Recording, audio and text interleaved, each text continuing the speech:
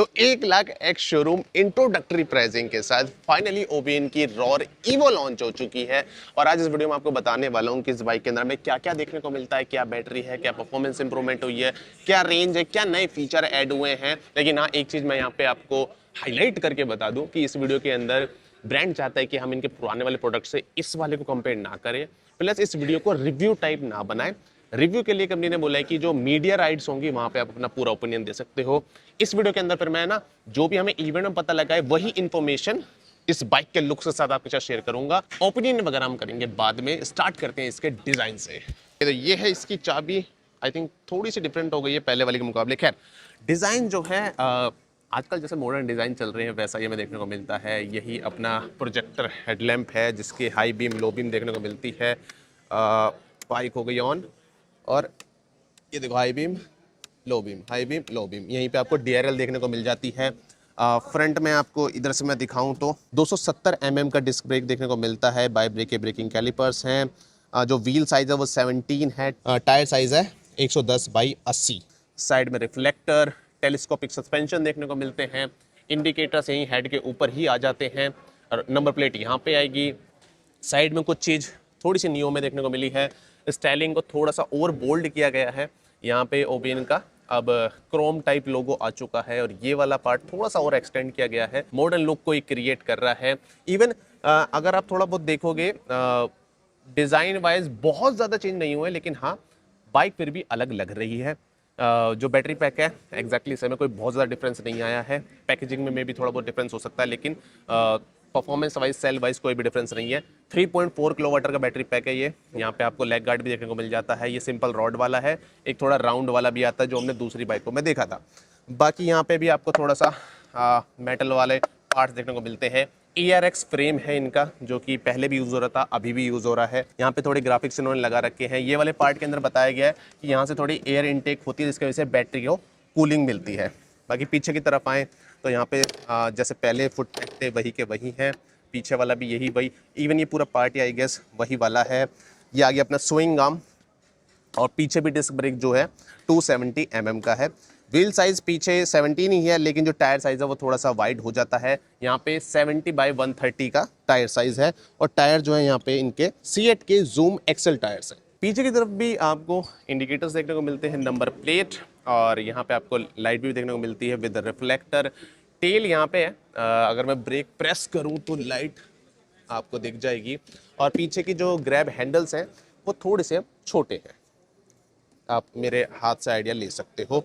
बाकी जो major change आपको यहाँ पे दिखेगा वो दिखेगा आपको उसकी सीट लेंथ के अंदर, जो है 680 mm की, जो कि अगर मैं बैठ के दिखाऊं, अब मैं यहाँ पे बैठ चुका हूँ, मेरी 5'9" हाइट है और मैं बताऊँ मेरे पैर ईजिली आ रहे हैं। इवन यहाँ पे भी मेरे को कोई प्रेशर फील नहीं हो रहा है। यानी कि छोटी हाइट वाले बंदे जो हैं, छोटी हाइट से मतलब 5'4", 5'5" वो वाले भी बंदे इजीली बैठ सकते हैं। एक बार कंपैरिजन के लिए मैं विशाल को यहाँ पे बिठा देता हूँ भाई, आपको हल्का सा आइडिया आ जाएगा।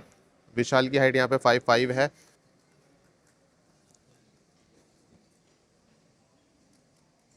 तो विशाल के पैर आप देख सकते हो किस तरीके से आ रहे हैं दोनों तरफ। सीट की जो हाइट है वो 780 mm है। ग्राउंड क्लियरेंस यहाँ पे 200 mm का है, और वाटर वेडिंग कैपेसिटी भी उन्होंने बताई 230 mm की है।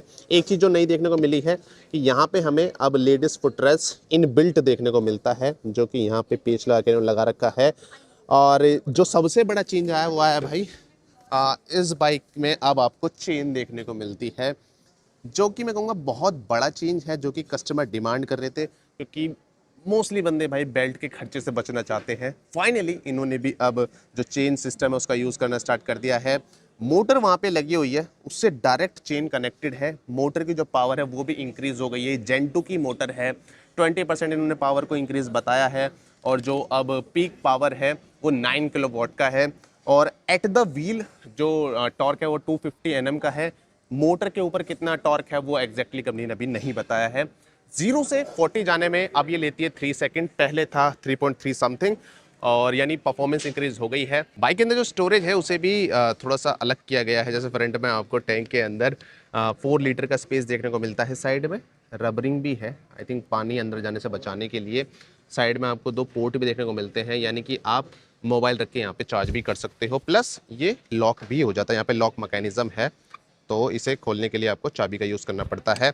सीट के नीचे भी आपको सेम स्टोरेज देखने को मिलता है जो कि 6 लीटर का है, जहाँ पे चार्जर ईजिली फिट हो जाता है। तो कुल मिला के यहाँ पे और टैंक का मिला के 10 लीटर का यहाँ पे पूरा ओवरऑल स्पेस हो जाता है सामान वगैरह रखने के लिए। बाकी डिस्प्ले जो है वो सेम वही है, 5 इंच की वही मोड है यहाँ पे रिवर्स का और मेन्यू बटन का। लेकिन जो मेजर चेंज आया वो आया इनके राइडिंग मोड के अंदर। इसे मैं राइड मोड में पहले डाल देता हूँ, हो गया। सो पहले 3 मोड आते थे, हैवॉक जो इनका स्पोर्ट्स मोड होता है, सिटी जो इनका मिड मोड होता है, और ये है इनका इको मोड जिसके अंदर 78% पे 109 किलोमीटर की रेंज दिखा रहा है, जो कि आप कह सकते हो सबसे ज़्यादा रेंज देने वाला इनका मोड था। लेकिन अब नया आ चुका है जिसका नाम है स्मार्ट IQ, जिसके अंदर 78% पे 128 किलोमीटर की रेंज दिखा रहा है, जो कि कंपनी ने मुझे बताया कि AI वगैरह का इन्होंने यूज़ करा है, जिसके वजह से बाइक जो है खुद डिटेक्ट कर लेती है कि आपको कितनी परफॉर्मेंस चाहिए। अगर आपको कम परफॉर्मेंस चाहिए तो आपको ये कम ही परफॉर्मेंस देगी, मतलब ऑटोमेटिकली आपके यूज़ के हिसाब से ये खुद ब खुद एडजस्ट कर लेती है परफॉर्मेंस को। 2 बंदे बैठे हैं तो उसके अकॉर्डिंग पावर मिलेगी, चढ़ाई पे चढ़ना है तो भी पावर मिलेगी। इस वाले मोड के अंदर आपको कुछ भी करने की जरूरत नहीं है, सब कुछ बाइक संभाल लेगी, ऐसा कंपनी क्लेम कर रही है। और इस मोड की वजह से जो रेंज में इजाफा हुआ है वो कंपनी क्लेम कर रही है 15% का। तो रेंज के अंदर जो इंक्रीमेंट आया है ना वो 2 मेन चीजों से आया है। सबसे पहला तो इन्होंने जो चेन ड्राइव डाली है उसके वजह से 10% का इंक्रीमेंट रेंज में हो ही गया था। दूसरी चीज जो इन्होंने स्मार्ट IQ वाला मोड डाला ना, उसके वजह से ये जो बैटरी पैक है 3.4 किलोवाट आवर का जो पहले भी आता था इनका, सेम बैटरी पैक से ज़्यादा रेंज मिल रही है। कंपनी ने बताया कि 150 किलोमीटर की रियल रेंज मिल जाएगी, ये कंपनी क्लेम है। अगेन हमें ये सब कुछ टेस्ट करना पड़ेगा, स्मार्ट IQ मोड कैसे चलता है, सब कुछ हम अपनी जो मीडिया राइड वाली वीडियो आएगी उसके अंदर कवर करने वाले हैं। लेकिन कंपनी क्लेम कर रही है कि लगभग 25% के आसपास तो इजाफा हुआ है, जो कि एक बहुत बड़ी बात हो जाती है। बाकी एक्चुअल प्राइस जो है बाइक की 1,25,000 है, इंट्रोडक्टरी वाली 1,00,000 रुपये, और शुरू के 10,000 बंदों के लिए प्राइसिंग रखी गई है। एक चीज़ और बोल रहा हूँ मैं, वारंटी जो है वो स्टैंडर्ड 5 साल वाली है, जिसे बढ़ा के 8 साल या फिर 80,000 किलोमीटर किया जा सकता है। उसके लिए अगेन आपको थोड़ा एक्स्ट्रा पैसे देने पड़ेंगे। एक चीज़ और बोल रहा था मैं, हाँ, फास्ट चार्जिंग जो है 0 से 80% अगर फास्ट चार्जर से करते हो तो है 90 मिनट। तो मेजरली मैंने यहाँ पे सारी चीज़ कवर कर ली है, पॉजिटिव नेगेटिव, आपको इसे लेना चाहिए नहीं लेना चाहिए, वैल्यू फॉर मनी के स्केल पे कहाँ पे आती है, वो सब चीज़ें मैं सिर्फ कवर करूँगा अपने रिव्यू के अंदर। ये वॉक अराउंड विदाउट ओपिनियन आप मेरा कह सकते हो। बाकी आपके ओपिनियन ऑलरेडी फ्री हैं, आप कमेंट सेक्शन में बताओ आपको ये बाइक कैसी लग रही है। इसकी प्राइसिंग 1,00,000 रुपये है, स्टाइलिंग से लेके स्पेसिफिकेशन जो भी आपको लग रहा है एक बार कॉमेंट में प्रकट करो। बाकी इसी तरह की वीडियोज़ के लिए चैनल को सब्सक्राइब करो, बेल आइकन जरूर से दबाओ।